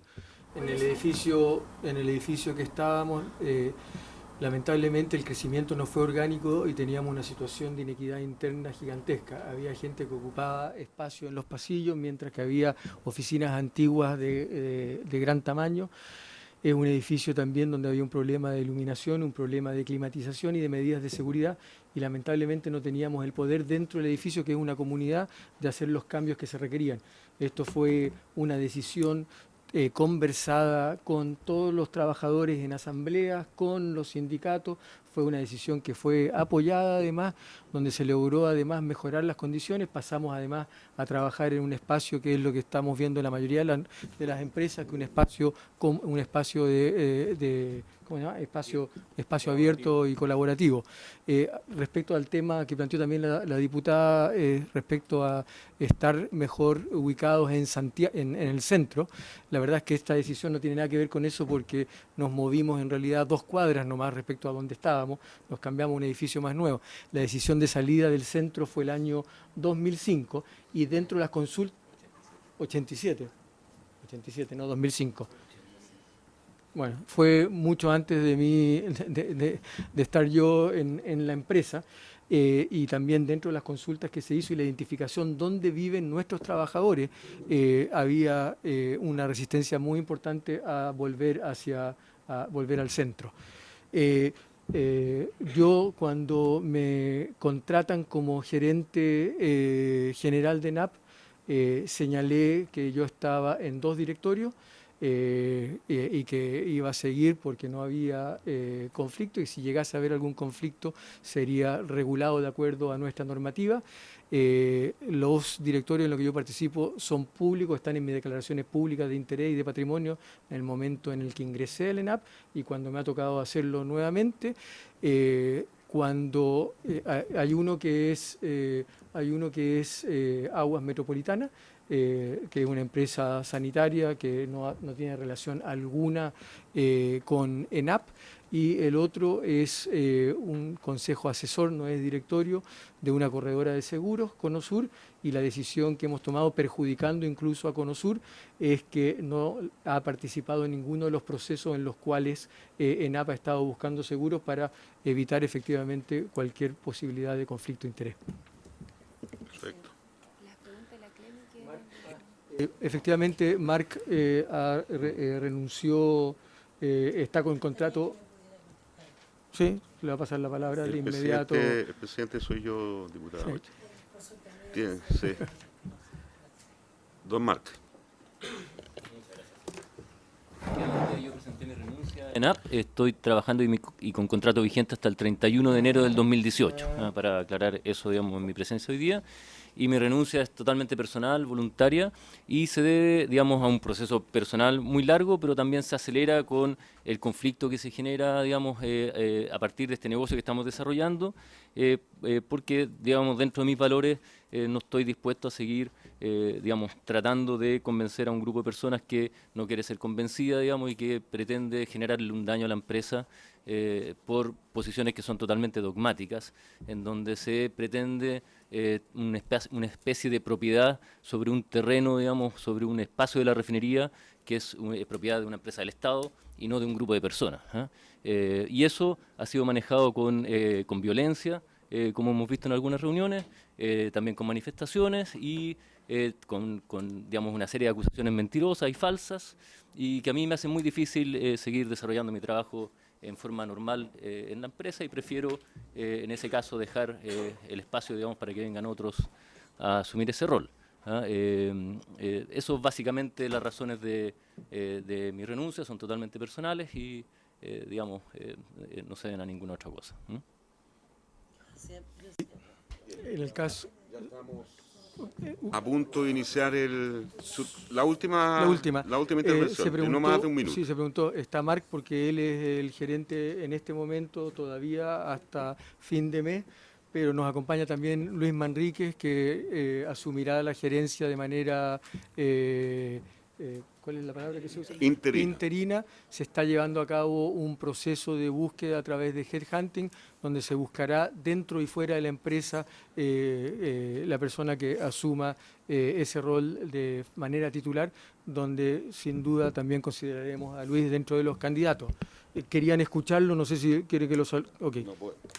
No podemos, ya estamos largamente excedidos. Nosotros quisiéramos agradecer la presencia de don Marcelo Tocman, de los gerentes que lo acompañan, y habiéndose cumplido el objeto de esta sesión, se levanta.